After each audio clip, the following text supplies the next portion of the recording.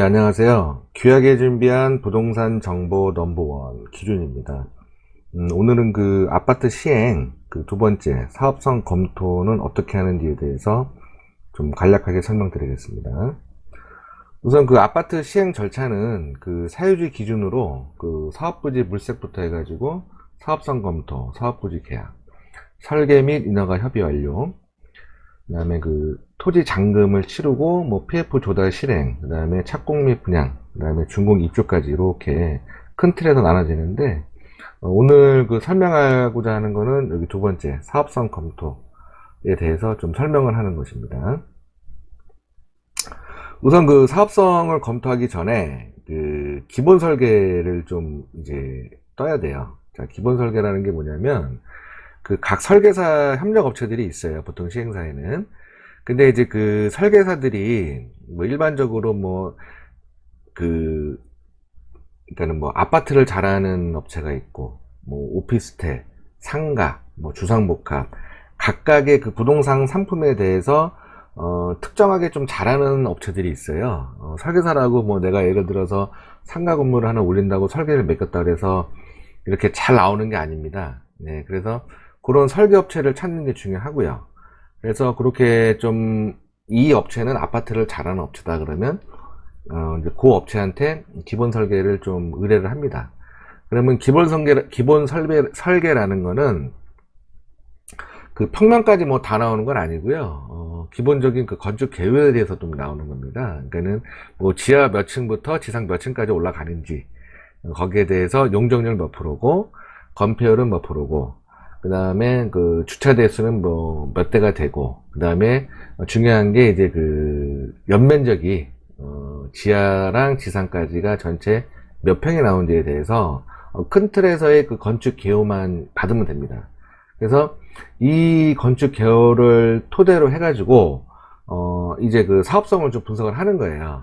근데 이제 단순히 뭐 이것만 나왔다고 되는 게 아니라 그 주변에 이제 내가 여기에다가 몇 평 정도를 좀 집어넣어야 되는지에 대해서 사전에 좀 기본 조사를 하고, 그거에 따라서 건축 개요를 맡길 때, 기본 설계를 맡길 때 내가 여기다 20평대를 좀 넣어줘라, 뭐 30평대 위주로 넣어줘라, 그 비율을 나눠도 되고 뭐 단일 평형으로 가도 되고, 그런 부분을 설계한테 맡깁니다. 그러면은 설계사에서 이제 기본 설계가 뭐 연면적이 토탈 한 어느 정도 나오는지에 대해서 이렇게 나오면 그걸 토대로 해서 이제 그 수지 분석을 좀 하면 되는데, 우선 그 이 설계가 나왔다고 가정을 하면 이 다음에 이제 두 번째로 하는 게 기본적으로 수지표를 만들기 전에 그 주변에 이제 시세 조사를 해야 돼요. 그래서 시세 조사라는 거는 이제 기존에 입주해 있는 아파트들, 그 다음에 신규로 지금 하고 있는 것들, 그러니까 하고 있는 거는 뭐 최근 몇 개월 이내에 분양을 해서 분양권이겠죠. 분양권 시세가 어느 정도 돼 있는지, 그 다음에 추후 나올 것들, 예정인 것들이 있어요. 이런 것들을 기존 신규 예정에서 3단계로 구분을 해가지고 좀 시세 조사를 합니다. 그래서 보통 좀 많이 보는 게 그 국토교통부의 그 실거래가 공개 시스템이라는 홈페이지에서 우선은 이제 주변 시세가 어떻게 형성이 되어 있는지에 대해서 좀 보고요.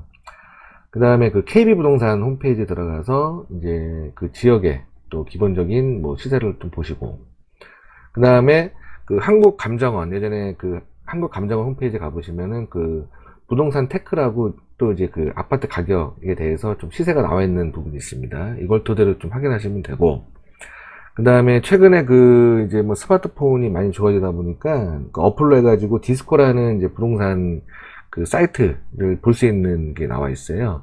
여기에도 뭐 전체적으로 그 시세가 다 실거래가부터 해가지고 뭐 공시지가 다 나와 있습니다. 그래서 이걸 토대로 한번 또 보셔도 되고, 그 다음에 네이버나 다음에 그 포털 사이트에 관련된 이제 부동산 그 홈페이지에 들어가셔가지고 그 네이버 뭐 시세가 얼마인지, 그 다음에 뭐 다음에도 남아있는 시세가 얼마인지, 이게 각각 조금씩 차이가 있을 수가 있거든요. 그래서 기본적으로 이런 사이트에 접속을 해서 기존 신규 예정인 거에 대해서 아파트 시세 조사를 합니다. 그 다음에 이제 이렇게 시세가 나오면 그 시세대로 일단은 반영을 해서 사업수지표를 만들어요. 예, 이렇게 만들어서 매출이라는 거는 이제 아파트 내가 공급 평형을 몇 평 할 건지에 대해서 쭉 나열을 해가지고 세대당 이제 분양가에다가 공급 세대수를 곱하면 전체 매출이 나오겠죠.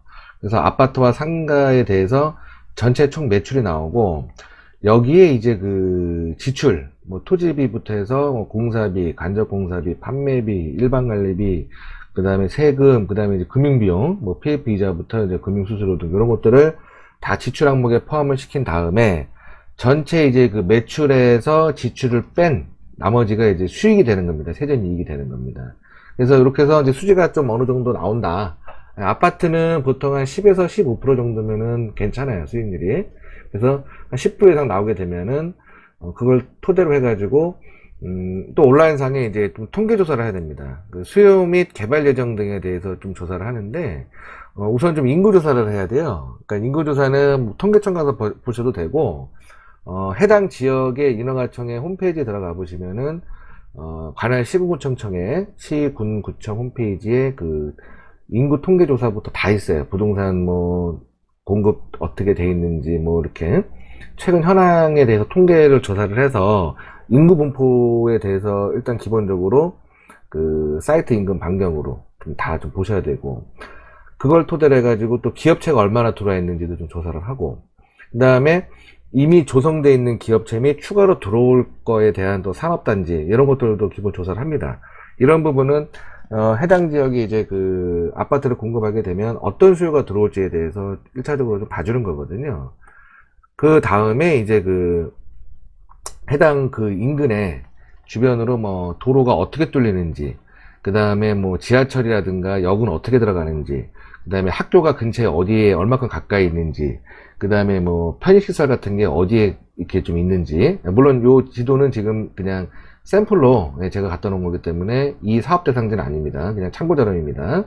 그래서 이런 것들을 기본적으로 좀 통계 조사를 한 다음에 그 다음에 이제 그 현장 시세 조사라는 걸 하는 거예요. 왜냐면은 사업지라는 게 뭐 보통 한 100개 정도를 검토를 해야 한 두세 개 정도를 할 수 있기 때문에 이 시행 개발 사업이라는 게, 그래서 그런 것들을 들어올 때마다 현장에 다 나가볼 수가 없어요. 그래서 1차적으로 온라인상에 이런 시세 조사라든가 기본 통계 조사를 해서 수지가 좀 괜찮네, 나쁘지가 않네 라는 게 좀 판단이 되면 그때 이제 그 현장에 시세 조사를 나가서 이제 인근 부동산에 가서 뭐 토지비라든가 그 다음에 이제 매매가라든가 이런 부분이 좀 또 차익이 없는지 적정한지에 대해서 좀 판단을 해야 돼요.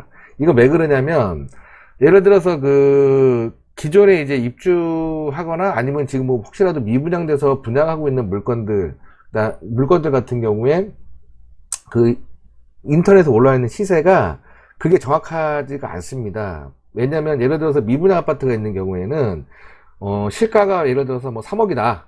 근데 실질적으로 뒤로 소비자한테 이렇게 뭐 입주지원금식으로 해갖고 별도로 할인 분양을 해주는 경우가 있어요.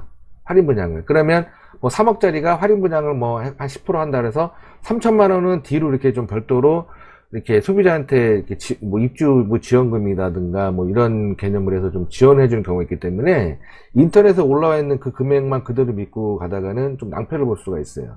그렇기 때문에 반드시 현장에 가서 그 현장의 시세 조사를 해서 이 부동산들과 지금 부동산 업자분들과 얘기를 해서 현장에서 진짜로 이렇게 판매되고 거래되는 금액을 꼭 확인을 해야 됩니다. 그 다음에 이제 지역민 조사라는 게 있거든요. 이 지역민 조사라는 건 뭐냐면 그냥 그 현장 인근에 식당 같은 거 있을 거예요. 뭐 국밥집이나 뭐 부대찌개가 됐든 뭐 갈비집이 됐든 거기 가서 그냥 국밥 하나 먹으면서 여기 어디 위치에 아파트 들어오면 어떨 것 같아요? 그리고 한번 물어봐 보세요. 그 식당 주인 사장님들한테. 그러면은 대부분 그 지역에 뭐 좀 오래 거주하셨던 분들이 많다 보니까 어떻다 하고 얘기를 해줄 겁니다. 여기 뭐 그러니까 부동산에서 듣지 못한 그 지역민들끼리, 그러니까 지역민들이라는 거는 이제 나중에 소비자가 되겠죠. 소비자들이 또 이렇게 제시하는 의견들이 있어요. 그런 거를 종합적으로 좀 이렇게 취합을 해가지고 들은 다음에 그런 거를 가지고 이제 판단하는 겁니다. 전체적으로. 그래서, 나중에 이제 마케팅적으로도, 이렇게 소비자들이 이런 걸 원하니까, 뭐 분양가 산정을 한다든가 아니면은 세대 내에 옵션을 줄 때 그 소비자들이 원하는 거를 좀 접목을 해가지고 그런 것들을 좀 반영을 해서 분양을 하게 되면, 그런 것들이 나중에, 이제 분양을 하면서 성공 분양이 좀 요인이 된다. 이렇게 좀 말씀을 드리고 싶습니다. 네, 그래서 오늘은 그 사업지 조사에 대해서 간단하게 좀 설명을 드렸습니다. 네, 이상 마치겠습니다. 감사합니다.